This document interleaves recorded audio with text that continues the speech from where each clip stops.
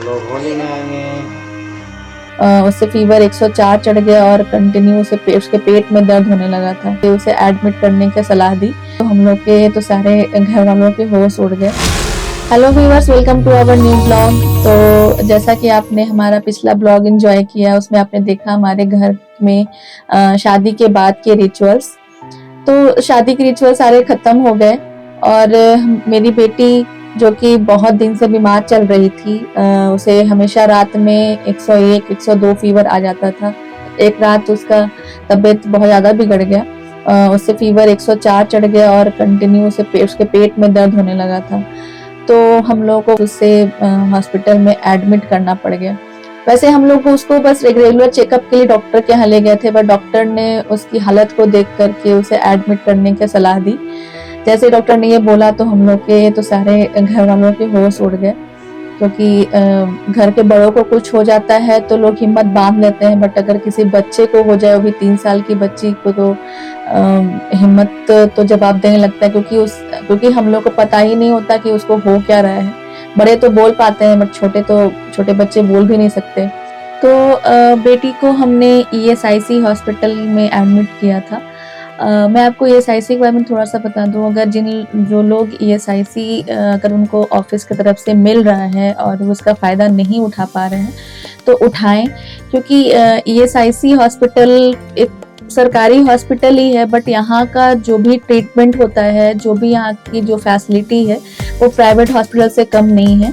यहाँ पे जितने भी यहाँ पे पेशेंट होते हैं या फिर उसके साथ एक जो अटेंडेंट होते हैं, उनको फ्री ऑफ कॉस्ट खाना दिया जाता है। दूसरी चीज़ कि यहाँ पे मरीज का इलाज उसी तरह से किया जाता है जिस तरह से प्राइवेट हॉस्पिटल में डॉक्टर केयर करते हैं।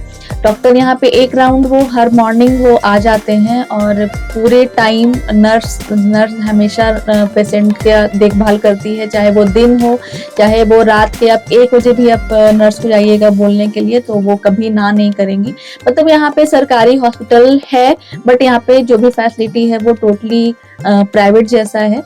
तो जिन लोगों को ईएसआईसी की सुविधा अगर ऑफिस की तरफ से या फिर जहां वो काम कर रहे हैं, अगर वहां की तरफ से अगर आप लोग को ईएसआईसी हॉस्पिटल की सुविधा दी जा रही है तो बेशक उठाएं, क्योंकि ये फ्री ऑफ कॉस्ट, यहाँ पे आपको कोई चार्ज नहीं लगेंगे।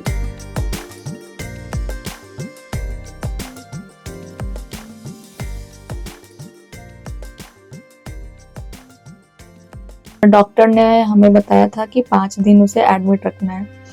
तो ये सारी चीजें सुन करके उसके नाना नानी, मतलब मेरे मम्मी पापा, उनको भी रहा नहीं गया और वो लोग भी गया से रांची उसको देखने के लिए आ गए थे। और वो लोग भी लगभग 2-3 दिन यहाँ रहे।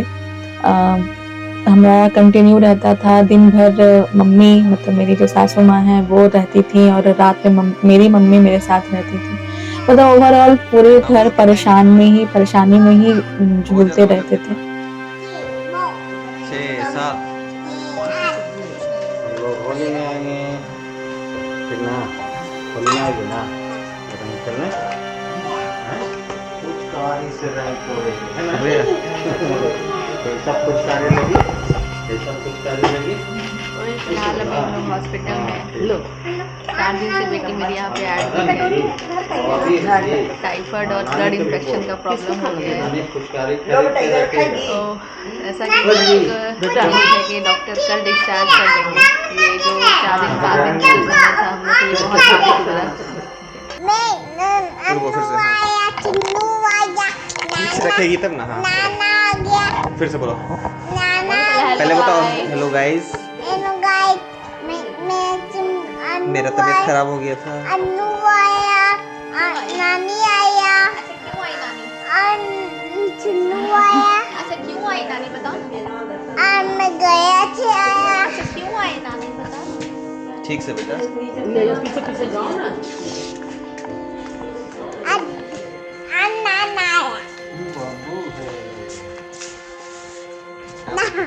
हो गया ना?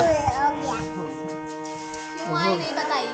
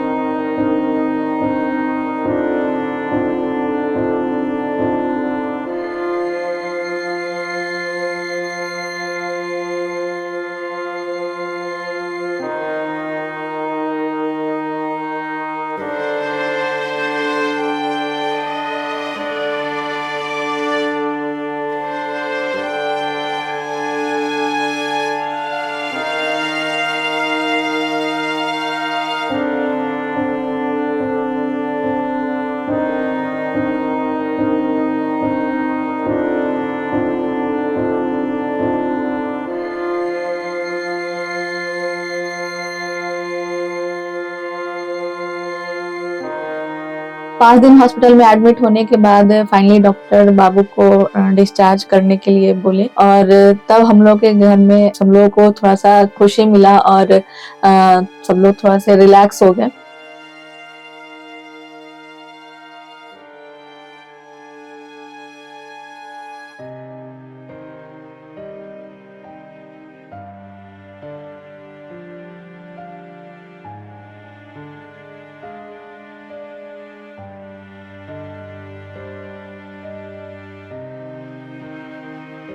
तो फाइनली 5 दिन हॉस्पिटल में रहने के बाद बाबू घर आ गए।